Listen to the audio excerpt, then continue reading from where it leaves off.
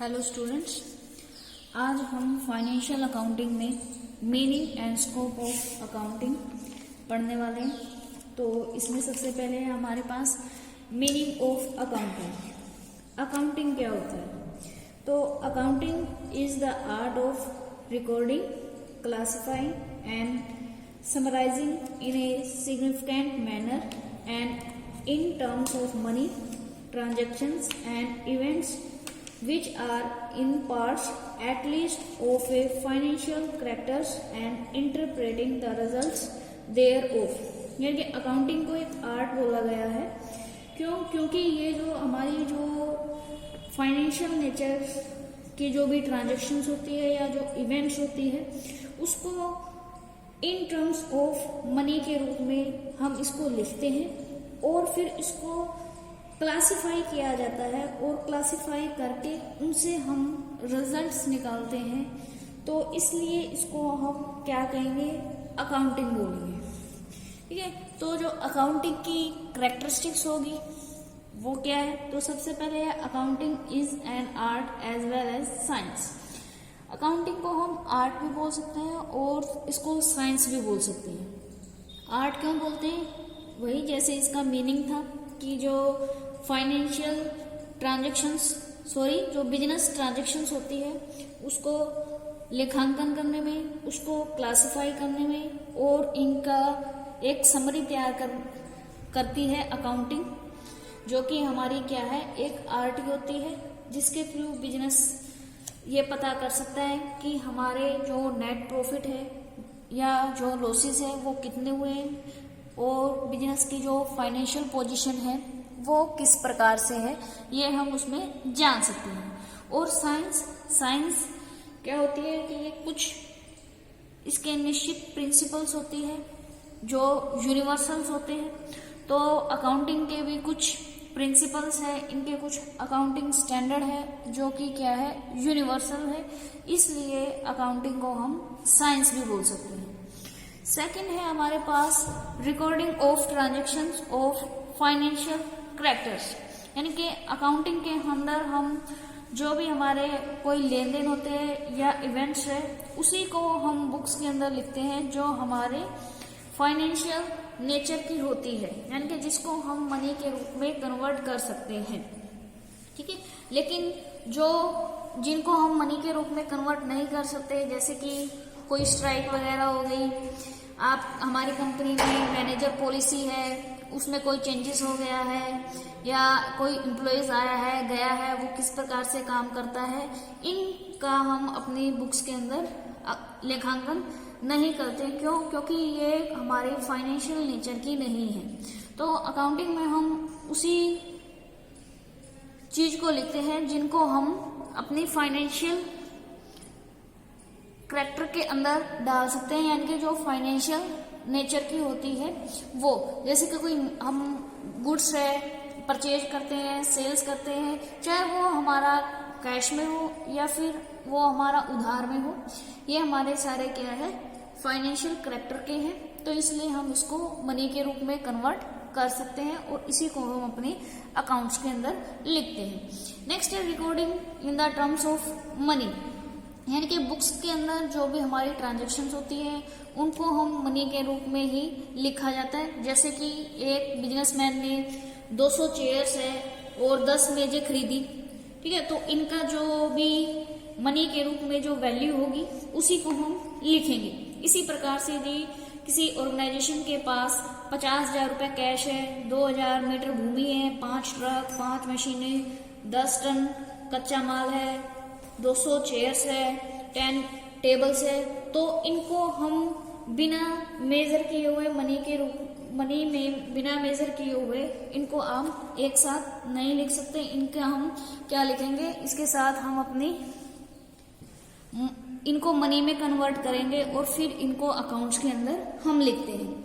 हाँ, जहाँ पे बिजनेस छोटा होता है, जहाँ पे ट्रांजैक्शन जो है काफी कम होती है, तो इनको सबसे पहले हम जर्नल में लिखते हैं। लेकिन जो यदि हमारा बिजनेस काफी बड़ा होता है तो जहाँ पे बड़ा है तो इसका मतलब ट्रांजैक्शन जो है वो काफी होगी, तो इसलिए जर्नल को हम सब्सिडरीज बुक के अंदर डिवाइड कर देते हैं जैसे कोई भी कैश की ट्रांजैक्शंस होगी तो उसको लिखने के लिए हम कैश बुक का यूज करेंगे। यदि हमारे पास माल है उधार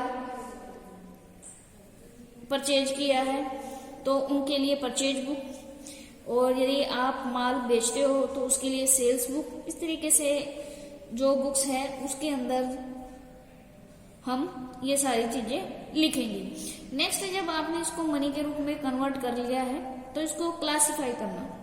क्लासिफाई का मतलब क्या होता है कि एक ही प्रकार के नेचर के ट्रांजैक्शंस को एक ही जगह पे एक ही खाते में लिखना, वो हमारा क्या होता है, क्लासिफाई कहा जाता है। और जिस बुक में इस अकाउंट्स को ओपन खोला जाता है उसे हम क्या कहते हैं, लेजर कहते हैं।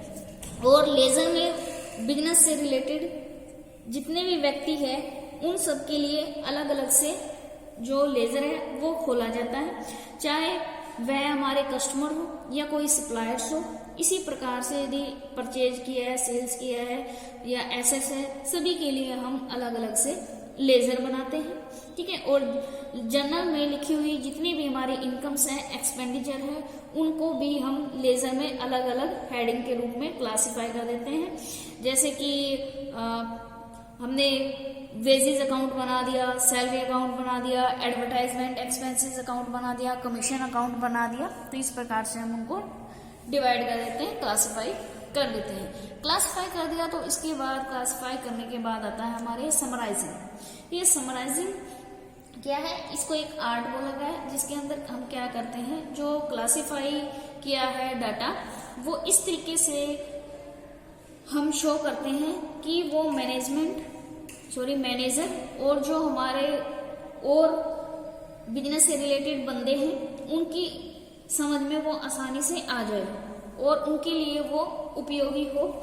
और इसके बाद हम क्या करते हैं, लेजर के जितने भी अकाउंट्स हैं उनके बैलेंस निकाले जाते हैं और उनकी हेल्प से हम क्या करते हैं, अपना ट्रायल बैलेंस तैयार कर लेते हैं।